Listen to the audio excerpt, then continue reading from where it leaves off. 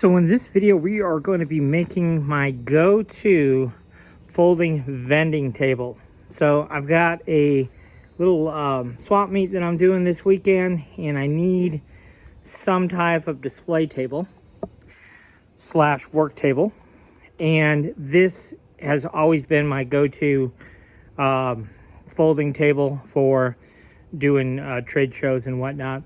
I actually use a variation of this as my main desk for my laptop as well. So I will show you how we can put this together really affordably and very quickly.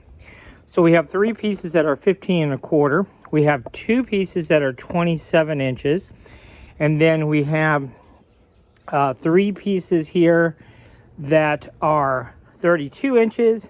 And then we have 4 pieces that are 35. So what the first step here is to rip 2.5 inches wide the 32s, the 27s, and the 15 1/4. The 35s we're just going to set aside. This will become the top of our table, so we'll set that aside for right now. So I'm going to go ahead and rip these. We'll get 2 boards out of each length here, and we only need 3 27s, but we're going to get 4 27s. But otherwise, let's go ahead and get those ripped up, and we'll move on from there. All right, so now we have our boards ripped. So we're left with 6 pieces that are 15 1/4, 2.5 wide, 3 pieces that are 27 inches long, 2.5 wide, and then we are left with 6 pieces that are 32 inches long that are 2.5 inches wide. So now we are going to go ahead and start putting this together, and I'll show you how quick and easy this is going to be. We are going to need, I use my narrow crown stapler. That is my trusty tool of choice, with some 1-inch staples. And then we need some 1-inch deck screws, and these have a T25 head. And the only place I can find these locally on the shelf is at Menards. So I have a Menards not too far from my house. I don't shop at Menards a lot, but that's the only place I can get the T25 1-inch screws. So that's where I get those. All right, so let's go ahead and show you how we put this together. It's really simple. So to start with, we are going to take 2 of our 32-inch boards, and we are going to measure up 4 inches and then measure up from the bottom 17 3/8.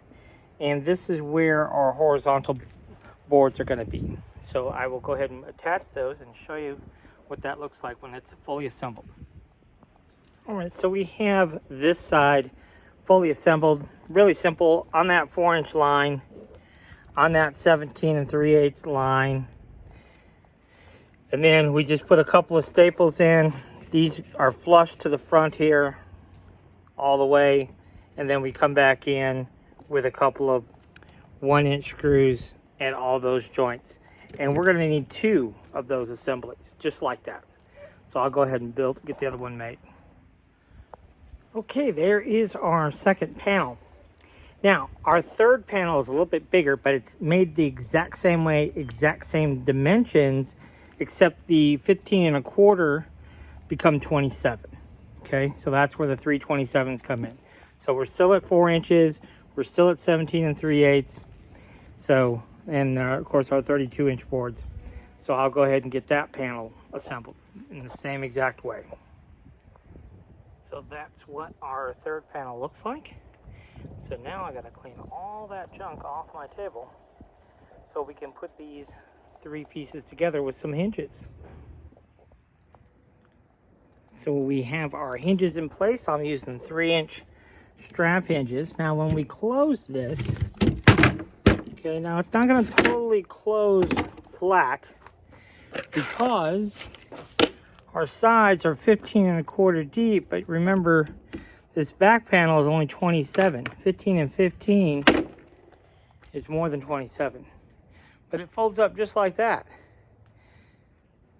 which is plenty compact, plenty sturdy, but it's still very lightweight and portable. So now we'll go and make the shelves. There's 2 shelves that we need to make. So we'll get those figured out and move on from there. Okay, so we have 1 shelf completely made. I'll show you what we did here. We took 3 boards. Mine worked out to be 16.5. What you want to do is you want to measure your stand from that cleat to that cleat on the inside. And then transfer that. Like I said, mine worked out to be 16.5. But that can vary a little bit depending on exactly what hinges we're using and how we place those hinges and so forth. But at any rate, we connect those 3 boards together with 2.5-inch cleats. So you can see we got a 2.5-inch and then 1 here in the middle to hold all those boards together and nice and flush. And then, so we just started with staples, followed it up with 2 screws at each location on each board, and gone ahead and screwed that together. Now this is approximately 16.5 inches deep, which works out perfectly for the dimensions that we're working with there. So I'll go ahead and put this shelf in place and show you what I'm talking about here. So you see what I was talking about here? That shelf, being 3 boards deep, comes out just past our cleat here. Now, instead of putting those 3 boards together, if you just wanted to lay those 3 boards in there individually, you could certainly do that as well. For me, I like to have them together, but you certainly, like I said, you could certainly just lay the boards in there and call it a day. It would be lighter if you did it that way, but it's up to you. So definitely could do that. So now I just have to repeat that process for the next shelf. So there you have it. We've got our second shelf in place.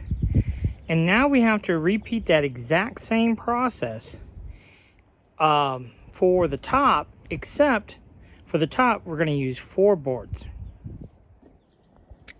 Now there is one other important detail. You can see where I have my tape measure. I have it on the outside of this piece. And you can see that it measures about 29 3/4. And that's exactly what you want, because the top pieces, if you recall, are 35 inches. And if we do that 2.5-inch cleat all the way around, 2.5 and 2.5 is 5. So you can see we would have 30 inches in between. So that top is going to sit over the top of this and hold it all into place. Now the other critical dimension is this one. So you can see here, we need it to be 17.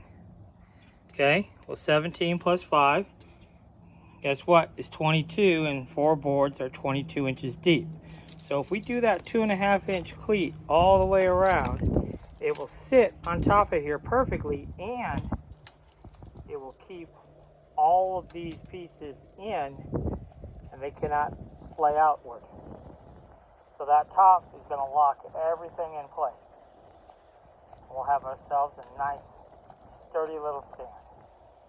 So we'll go ahead and put those 4 top boards together, 2.5-inch cleat all the way around. Should sit right on there. So you can see what I was talking about here. On our top, we've got 4 boards, and then we've got 2.5, 2.5, 2.5, 2.5. This is just a piece of scrap, and we kept it back from that front edge on the inside of this cleat 1.5 inches. And we need that in order for it to clear that horizontal bar. So this will go to the front of the bar. So now we can go ahead, put it in place, and see if it does in fact work like we expect it to. Okay, so top fit on absolutely perfectly. Now I'm going to get up under here and see if I could show you the details that you need to see.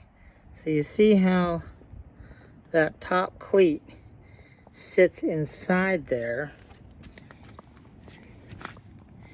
And now our legs cannot move out because they're held in place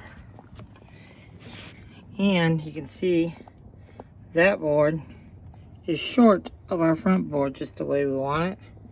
But you can see how that all is interconnected. We have our nice little display shelf. This can face the customer. If this is facing the customer, I'd probably put one in the middle, and that way we could hang some signage if we wanted to, or we could add several and have a little bit more privacy on our shelves.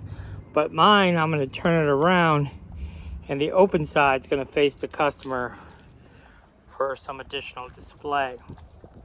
But I probably will make me another one